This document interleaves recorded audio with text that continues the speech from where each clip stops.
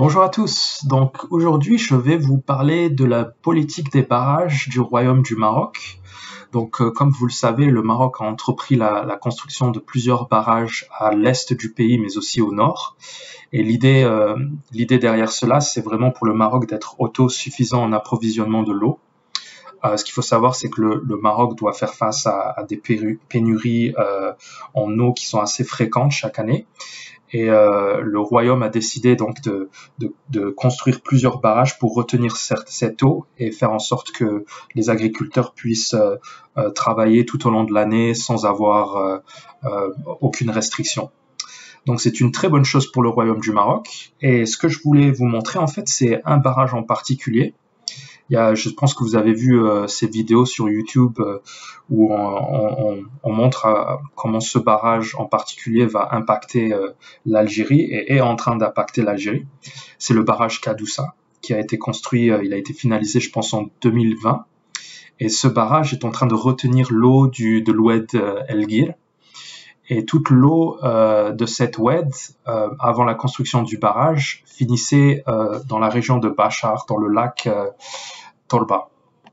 Donc je vais vous montrer, moi j'ai vu cette vidéo comme vous tous. Au début j'étais très sceptique car je me disais c'est quand même assez incroyable qu'un petit barrage au Maroc puisse retenir autant d'eau au point même d'assécher un lac en Algérie. Mais j'ai fait quelques recherches. J'ai regardé sur ce site WorldView. C'est un site qui a été développé par la NASA. Malheureusement, on ne peut pas zoomer plus que ça parce que la qualité des images satellites est vraiment mauvaise. C'est pas comme dans Google Earth. Mais bon, on peut quand même distinguer la taille du lac. Donc, je vais vous montrer l'évolution de la taille du lac. Donc ça, c'est une image satellite qui a été prise en 2017, en avril, le 8 avril 2017 plus précisément. Donc vous voyez à quel point le lac a une certaine taille et c'est assez visible sur cette carte. Maintenant, je vais vous montrer le même lac en 2021, donc récemment. Et encore, c'est le mois d'avril, comme vous pouvez le voir ici. Donc c'est au niveau de la même période. Donc allons regarder ça. Je vais changer de jour juste pour enlever les nuages.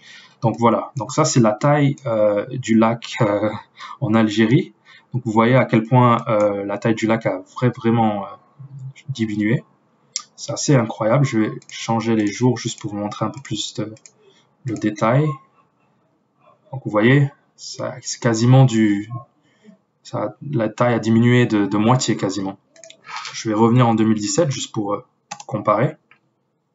Donc ça c'était le lac en 2017. Je vais vous montrer l'évolution jour après jour. Donc vous voyez, c'est assez consistant, même taille. Il y a beaucoup de nuages ici. Voilà. Vous voyez que la taille du lac est assez... on voit vraiment que les formes du lac qui est assez grand. Je vais revenir en 2021. Et là, voilà. Là, c'est la même période. C'est exactement la même période en avril, mais cette fois-ci en 2021. Donc vous voyez vraiment l'impact du barrage. Ça ne peut être que le barrage. Je ne vois pas d'autres raisons qui expliquent cette diminution de taille qui est assez incroyable. C'est à peu près, il reste même pas un tiers de ce que c'était en 2017. Je vais vous montrer en 2009, juste pour vous donner encore une meilleure idée de ces changements. Donc ça, c'est le lac en 2019. Donc vous voyez à quel point c'est un lac d'une taille assez conséquente. Donc, je vais vous montrer jour après jour l'évolution de ce lac en 2009. Donc vous voyez, c'est énorme. À l'époque, il n'y avait pas le barrage de Kadoussa. Donc toute l'eau qui transitait par le Maroc, l'eau en provenance du Haut-Atlas, finissait sa course dans ce lac. Je vais vous montrer plus de jours. Voilà, donc ça c'est en date du 28 avril 2009. Je vais vous montrer à quoi ressemble le lac en 2017. Ça, c'est le lac en 2017, donc il n'y a pas vraiment de changement. On peut apercevoir au travers des nuages la taille du lac. Ça, c'était le 26 avril, le 25 avril. Donc, une bonne taille pour le lac. Donc, je vais revenir en 2021. Et là, boum. Vous voyez, il ne reste plus que ce petit morceau ici. 2021, je vais vous montrer le mois de mai. Vous voyez que le lac est en train de rétrécir à une vitesse qui est assez incroyable. Je vais vous montrer la taille du lac en février. Donc là, on est en 2021 toujours. Donc ça, c'est le 10 février, le 11 février. On n'arrive même pas à l'apercevoir. Avant, il prenait toute cette taille, quasiment. On n'arrive même plus à l'apercevoir.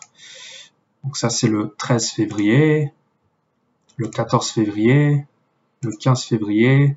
Et ça encore, les autorités algériennes ne veulent vraiment pas le montrer. Ça, c'est quelque chose qui est, on dirait que c'est secret. Ils veulent pas montrer à l'opinion publique que la politique des barrages du Maroc a une incidence, a un impact vraiment sur l'eau dans la région ouest de l'Algérie. Je sais que les Algériens diront on a des réserves souterraines, mais les réserves souterraines ne vont pas jusqu'à Béchar, justement. Elles sont de l'autre côté de l'Algérie, dans l'est de l'Algérie. Donc vraiment, Béchar, la ville de Béchar a besoin du lac pour s'approvisionner en eau. Je vais vous montrer, donc ça c'est le 17 avril, le 18 avril. Maintenant, je vais vous montrer en 2017. 19 avril, 20 avril, boum. Donc ça c'est le 20 avril 2017, pardon. Donc je vais revenir en 2021. Vous voyez? Donc ça c'est 2017, 2021. Il reste plus que ce petit morceau. 2017. 2021. Et encore une fois, c'est le mois de mai, le 20 mai, c'est le même jour. En 2021. En 2017, en 2009, je vais changer de jour pour vous montrer la taille. Voilà, ça c'est 2009, 2017, c'est exactement la même taille. 2021, oh, nuage, ça c'est 2021. Donc le lac a vraiment perdu la moitié de sa taille, je dirais, un tiers de sa taille. Je vais vous montrer le mois de mars. Donc ça c'est avril, ça c'est mai, le 10 mai, donc le 1er mai, le 2 mai, le 3 mai. Voilà, là vous avez une belle image. Donc ça c'est en date du 4 mai. Et ça c'est vraiment la seule différence entre ces dates, encore une fois. C'est qu'en 2019, le Maroc a entamé la construction de ce barrage et qu'aujourd'hui, vous voyez vraiment l'impact sur le lac de Béchar. Et donc, je ne sais pas si c'était l'intention du royaume. Je ne pense pas que le royaume avait comme volonté d'assécher ce lac parce que c'est ce qui est en train de se produire. Et je ne sais pas quelles seront les conséquences vraiment pour la région de Béchar et tous les villages qui sont aux alentours, mais si j'étais algérien, je serais assez préoccupé par cette situation. Ça c'est en 2017, le 8 mai 2017. Le 11 mai 2017, je pense qu'on a une belle vue ici. Et maintenant, je vais vous montrer encore une fois le lac en 2021. Oups. Je vais changer de date. 2017. 2021. 2017. 2021. 2009. En 2009, c'est assez exceptionnel. Hein. Donc le 8 mai 2009, le 8 mai 2017 et le 8 mai 2021. Il a presque disparu. Donc je ne sais pas si ça continue. J'imagine bien la taille. Voilà, toute l'eau qui provient du Maroc. Malheureusement, je ne peux pas vous montrer le barrage Kadoussa. Et la raison, c'est parce que les images sont assez floues. Et aussi, le Maroc est un pays qui a beaucoup de chance grâce à notre atlas. On a énormément de nuages et donc énormément de précipitations. Donc, survoler le Maroc, c'est vraiment jongler avec les nuages.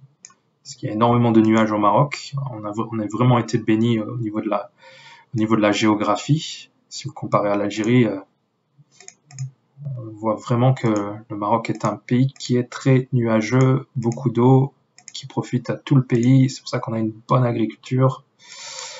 Donc je reviens à notre Béchar. Donc voilà, je voulais juste vous montrer cette vidéo parce que c'est assez spectaculaire, la transformation de ce lac.